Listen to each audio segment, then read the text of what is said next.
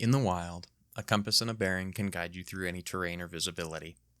Welcome to Compass Navigation with Bearings, where we'll learn how to take and follow bearings, manage magnetic declination, and navigate with precision. Let's point the way forward.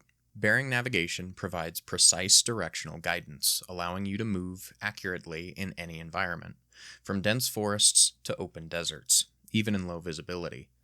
By mastering bearing types, techniques, and corrections, you can stay on course and reach your destination with confidence. Let's start with the fundamentals of bearings. A true bearing is measured from true north, the geographic North Pole, as shown on maps. A magnetic bearing is measured from magnetic north, where your compass needle points. Grid bearing is measured with grid north, aligned with your map's grid lines. And a back bearing is the opposite direction of your bearing heading, calculated by adding or subtracting 180 degrees. To take a bearing, follow these 5 steps. Point the compass direction of travel arrow at your target or desired direction. Hold the compass level and steady to let the needle settle. Rotate the compass dial until the orienting arrow aligns with the magnetic needle's red end.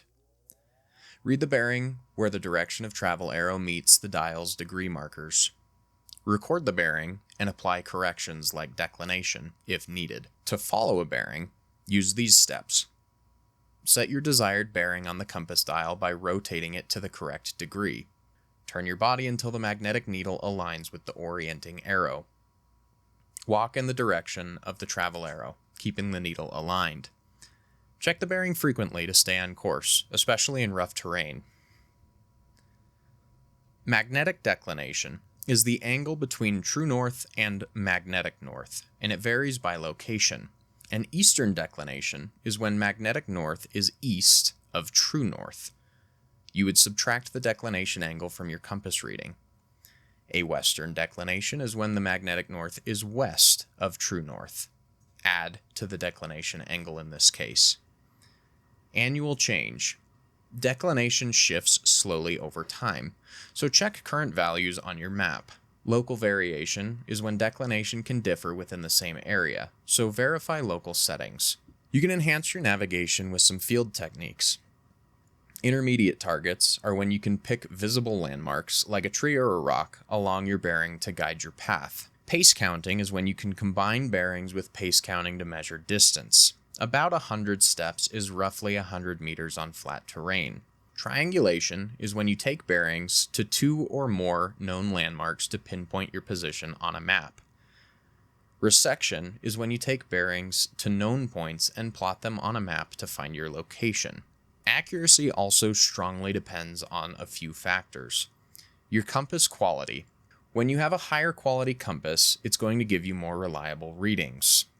Metal interference is also important to keep in mind, so keep your compass away from vehicles, weapons, or electronics that disrupt the needle. Tilting error is when you are not holding the compass level, and thus will receive inaccurate readings. Parallax error. You should be reading the compass from directly above to prevent misalignment. Common errors include forgetting to apply declination corrections, reading the wrong end of the needle, allowing metal objects to interfere, and not facing the direction of travel when taking a bearing. Always double-check your setup and surroundings. Bearing navigation is critical for military missions, hiking, and survival scenarios. You should be practicing taking and following bearings in varied conditions to build muscle memory. Even just going for a walk in the park with a map and compass can be a good way to get your footing. Combine with map reading and pace counting for precision. Watch for challenges like interference or low visibility, and always carry a map as a backup. By mastering bearing types, techniques, and declination, you can navigate with confidence and accuracy. Thanks for watching, and we'll see you in the next one.